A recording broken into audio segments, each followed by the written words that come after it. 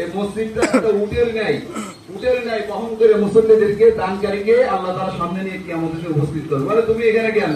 বলে আমার যারা দান করছে আর ইবাদত করছে এ সব আমার পিঠের উপরে আছে, এদেরকে জান্নাতে না ঢুকায় আমি আপনার সামনে থেকে যাব না। আল্লাহ রাব্বুল আলামিনের কাছে আরজি করবে এবং সবাই জান্নাতে প্রবেশ করবে। বলে আলহামদুলিল্লাহ বলেন। এজন্য আমরা যারা আছি মসজিদের কাজের সাথে লেগে থাকবো। আরেকটা কথা বলি, আমাদের এই গ্রামে কাকা কিন্তু ঈদের মাঝে একটা কথা বলছেন, আমার খুব ভালো লাগছে।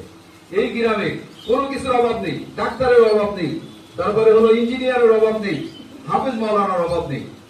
আল্লাহ নবীজি যখন ইন্তেকাল করছেন তখন একটা জায়গা ছিল, আবু বকরের পরে একটা জায়গা ছিল পায়ের কাছে, মাত্র আয়েশা রাদিয়াল্লাহু তাআলার জায়গা।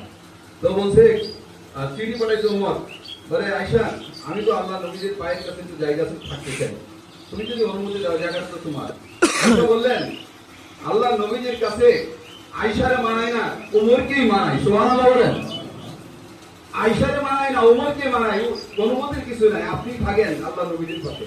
আল্লাহ নবীজির পাশে থাকাও একটা পথ। এই পাঁচপুদা গ্রামে যতগুলো হাফেজ মাওলানা মুফতি কাকে কিন্তু বলেছেন, এটা পাঁচপুদা গ্রামের জন্য গর্ব। এই পাঁচপুদা গ্রামের মাটিতে ঘুমায় থাকবে, এদের ওসিলা আল্লাহ তাআলা আপনাদেরকে জান্নাত দান করতে পারে। কথা ঠিক কিনা বলেন? এজন্য আমরা আলেম ওলামাদের প্রতি শ্রদ্ধাশীল হই এবং এই গ্রামে যারা সম্মানী ব্যক্তি, বিশেষ করে আমার কাকা আমাদেরকে পথ প্রদর্শক হিসাবে যেভাবে আমাদেরকে গাইডলাইন করতেছে, আল্লাহ রাব্বুল আলামিন ওনার এই পরিশ্রমকে, ওনার এই সিদ্ধান্তকে, ওনার এই তাকওয়া এবং আল্লাহ রাব্বুল আলামিনের কাছে আমি বলি আল্লাহ তাআলা ওনার নেক হায়াত দান করুক, ওনার পরিশ্রমকে আল্লাহ রাব্বুল আলামিন কবুল করেন, আমিন। বিশেষ করে অধ্যক্ষ আব্দুল রাজ্জাক সাহেবের জন্য আমি সবসময় দোয়া চাই। উনি আমাদের আরেকজন অভিভাবক ছিল। আল্লাহ রাব্বুল আলামিন আপনাকে আমাকে সবাইকে মাফ করেন, আমিন। আজকের এই মজলিসকে কবুল করুন। সবাইকে ধন্যবাদ। মেহমানগণ, আমি আপনাদের কাছে অনুরোধ করবো যে সর্বোচ্চ 2 মিনিটের ভিতরে ইনশাআল্লাহ আমরা শেষ করবো।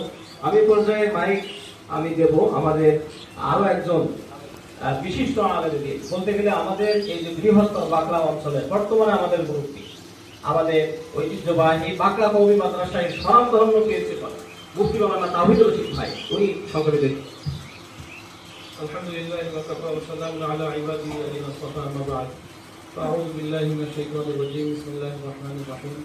قال الله تعالى إنما يعمر مساجد الله من آمن بالله واليوم الآخر وأقام الصلاة وآتى الزكاة ولم يخش إلا الله فعسى أولئك أن يكونوا من المهتدين. وقال تبارك وتعالى رب إني أسكنت من ذريتي بواد غير ذي زرع عند بيتك المحرم ربنا ليقيموا الصلاة فاجعل أفئدة من الناس تهوي إليهم وارزقهم من الثمرات لعلهم يشكرون. আলহামদুলিল্লাহ, পাঁচপুতা কেন্দ্রীয় জামে মসজিদের